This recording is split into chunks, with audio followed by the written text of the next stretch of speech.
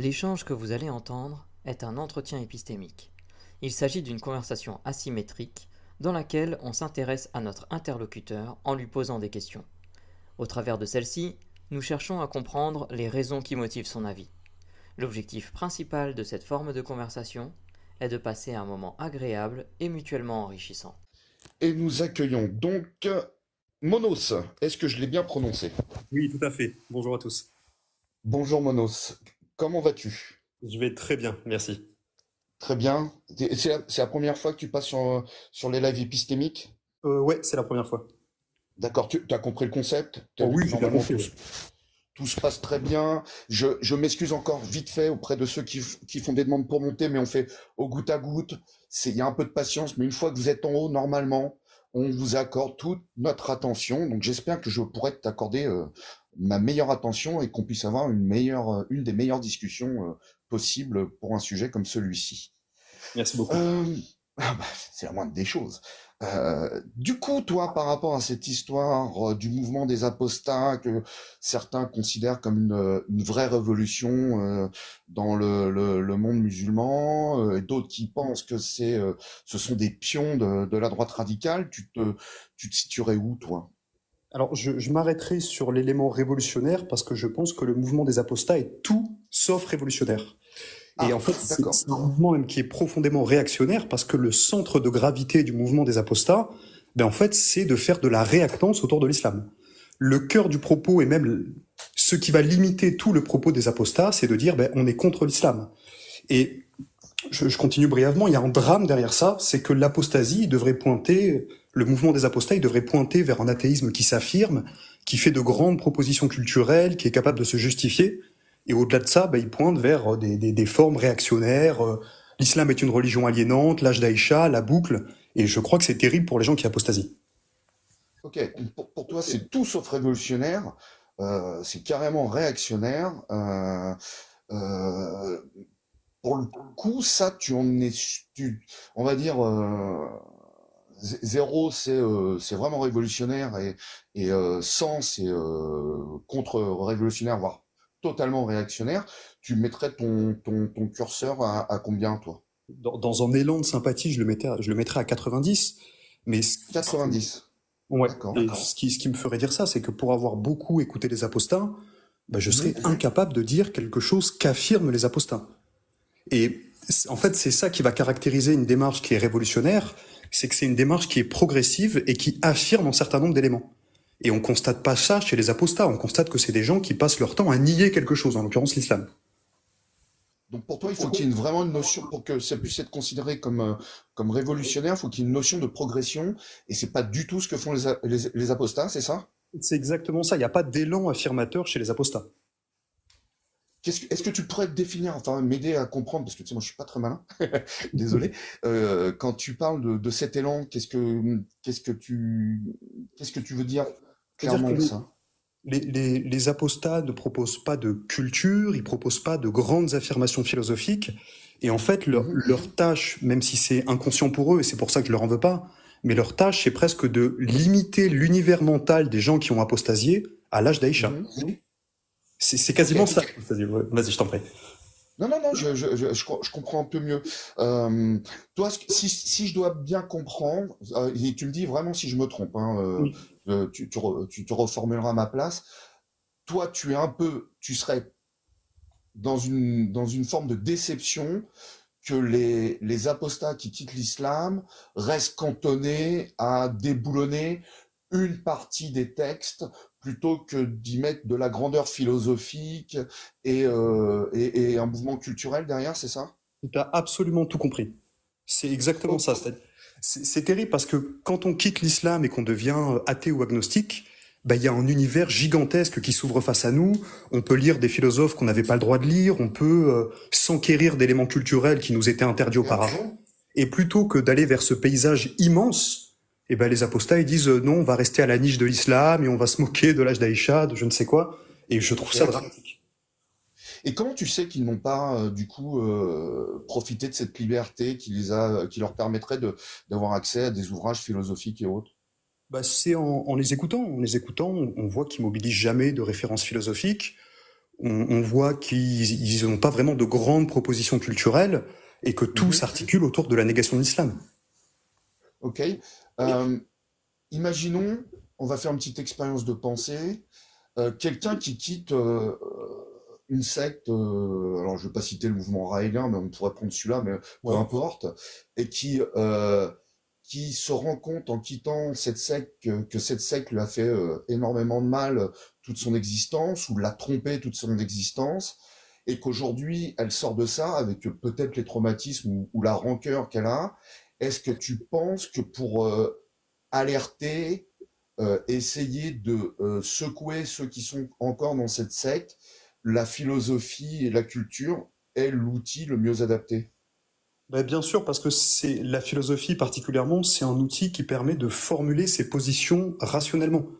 Et donc évidemment, nos positions, nos croyances, ce qu'on a envie de dire au monde, quand on est capable de le formuler rationnellement, Mhm. ça devient une Ouais. machine de guerre. Ok, Oui, je pense que oui. ok. Pour toi, la rationalité, c'est l'outil ultime pour contrecarrer l'obscurantisme et la métaphysique? Oui, mais c'est trivial de le dire, mais évidemment que oui, ouais. D'accord.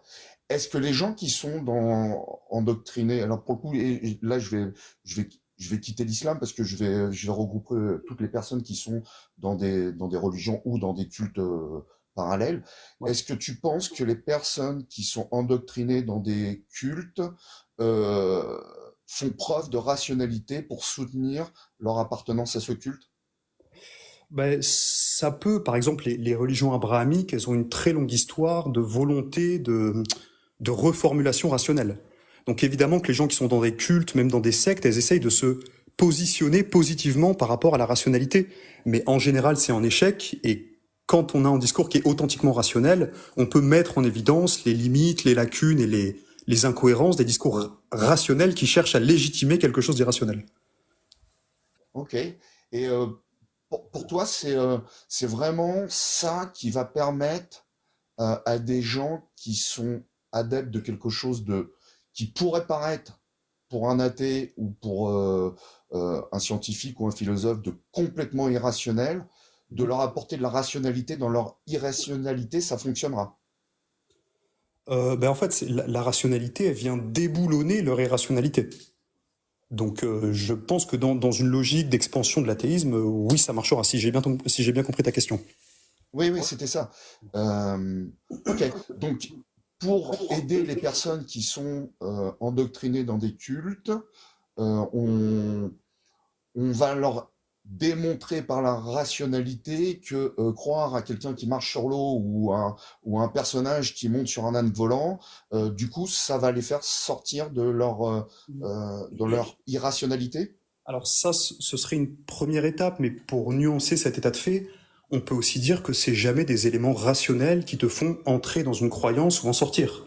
C'est surtout des Mhm, éléments affectifs, c'est-à-dire relatifs aux sentiments, aux passions, à ton environnement social. Et je crois que mhm. justement, ce que devrait essayer de produire l'apostasie, bah, c'est des affects positifs autour de l'athéisme, pour encourager les gens qui sont musulmans à se dire bon, bah, peut-être que finalement ma vie serait aussi plus belle et plus digne d'être vécue si elle était athée. Et Ok, j'ai pas tellement l'impression qu'ils le font, les apostats. ok. Et du coup, dans ce côté affectif, provoquer le dégoût, est-ce que c'est pas une arme qui pourrait aussi bien fonctionner que de dire à quelqu'un, tu sais, ta vie serait meilleure si tu quittais ta croyance? Ça peut, mais j'ai un peu peur que tout ce qui est de l'ordre du dégoût, de la haine, du mépris, ça soit une terre assez infertile à la construction d'une belle doctrine existentielle. Je sais pas si on construit grand chose sur le dégoût, donc peut-être qu'il faut dépasser ça aussi à un moment. Mhm. Ok, ok. Parce que toi, si je comprends bien, toi, tu serais plutôt dans une démarche d'y aller en douceur et séduire les personnes qui sont endoctrinées, dans peu importe le mouvement, pour qu'elles puissent se rendre compte que l'herbe est plus verte ailleurs et qu'ensemble, on puisse construire quelque chose de plus grand, c'est ça? T'as tout compris. C'est exactement ça. Et pour le coup, est-ce que tu penses qu'aujourd'hui, cette méthode-là a plus de succès que la méthode du dégoût? Ben, évidemment que la méthode du dégoût a beaucoup plus de succès que ce que je suis en train de décrire, mais le Mhm. problème, c'est qu'elle est inféconde. Donc, en effet, elle a plus de succès, mais c'est un problème. Et je pense qu'on devrait tout faire pour donner un succès à une démarche qui consiste à affirmer un grand élan de l'athéisme auquel les religieux auraient spontanément envie d'adhérer. Mais évidemment, actuellement, il n'y a rien qui ressemble à ce que je viens de décrire. Ouais, ouais. Alors, quel conseil tu pourrais donner à quelqu'un qui souhaite sortir son frère et sa sœur d'un mouvement religieux ou sectaire qui lui apporte des malheurs? Bah, Comment peut-être, tu... Ouais, vas-y, excuse-moi. bah, c'est de mettre au contact la personne qu'on veut faire sortir de la religion face, par exemple, à la grande épopée de la philosophie, à la grande épopée de la science, qui sont des épopées qui pointent fondamentalement vers l'athéisme. Euh, il y a aussi des grands éléments culturels. Je pense que parler correctement de la Renaissance en croyant, c'est déjà on peut le faire apostasier au bon sens du terme et vers quelque chose de positif. Intéressant, intéressant. Mais du coup, ces personnes qui sont dans le culte et dans le dogme, eux te disent, ah mais nous, on rejette en bloc tous ces mouvements culturels et scientifiques parce que notre chaman ou notre bouquin nous dit que c'est faux et que la vérité, ce n'est pas celle-là. Après, tout dépend comment il justifie le fait que c'est faux. S'il le justifie rationnellement, bah, il faut se donner les moyens de les contredire. Par contre, s'il pose la fausseté du raisonnement adverse, bah là, je crois qu'il y a rien à faire pour eux. C'est terminé. Ah, c'est-à-dire que quelqu'un qui est dans un dogme, dans un raisonnement circulaire qui te dirait ce que tu dis est faux parce que c'est écrit dans mon bouquin ou mon chaman me dit que c'est faux, du coup, la rationalité, on ne peut plus l'utiliser. Ah bah oui, là, il faut, à part essayer de lui faire comprendre qu'il est totalement aliéné, qu'une vie aliénée n'est pas désirable, je vois pas Mhm. vraiment ce qu'on pourrait faire face à cet individu.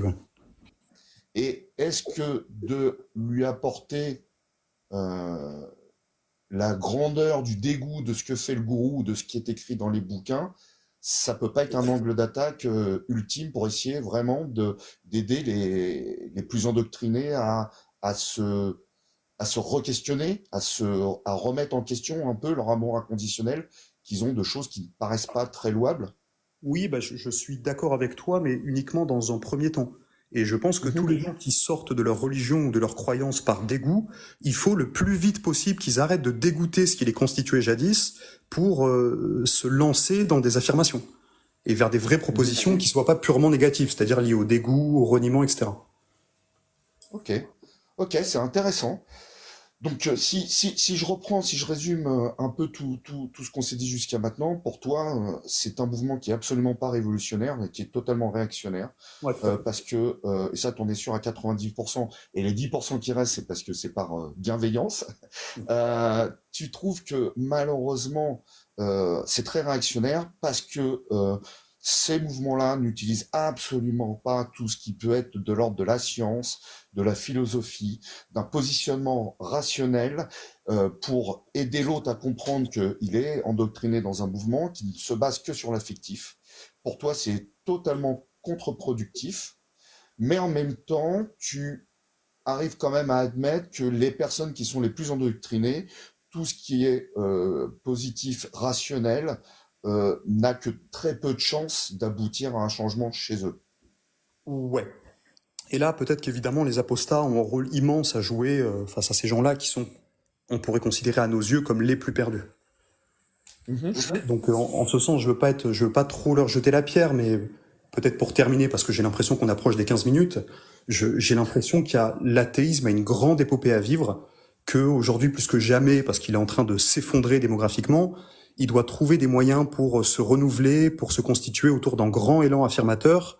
Et je trouve dommage que des gens qui ont traversé le feu et le sang pour devenir des athées limitent leur univers mental et celui des autres à des choses un peu ridicules comme l'âge d'Aïcha, la Terre plate, etc. Mhm. Intéressant.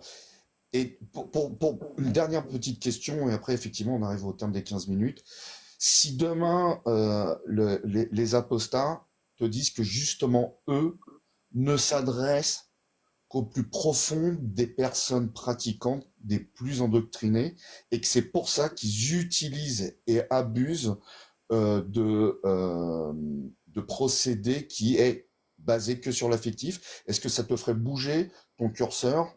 Est-ce que au contraire, ça te le ferait augmenter, passer à 95% comme quoi ce n'est pas révolutionnaire? Ou est-ce que cette méthode qui est très bien ciblée te ferait baisser en disant ah bah du coup c'est peut-être un peu plus révolutionnaire? Je dirais bien sûr que ce serait plus révolutionnaire du coup. Et que là, il Ok, cible vraiment quelque chose qui serait utile et où il y aurait moyen d'opérer quelque chose, ouais. d'accord. Ben écoute, merci beaucoup. Merci à toi. C'était très intéressant pour moi. Je ne sais pas si les copains John et ProGeeks ont une petite question à emporter. J'ai pas de questions à emporter pour ma part. Moi non plus, moi non plus. Bon, Bon, ben, en tout cas, alors je vais.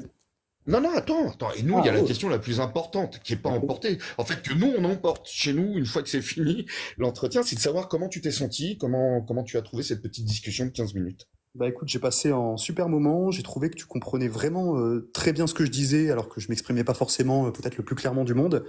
Donc je te remercie pour ça et d'avoir fait accoucher de meilleures idées que je n'en avais auparavant.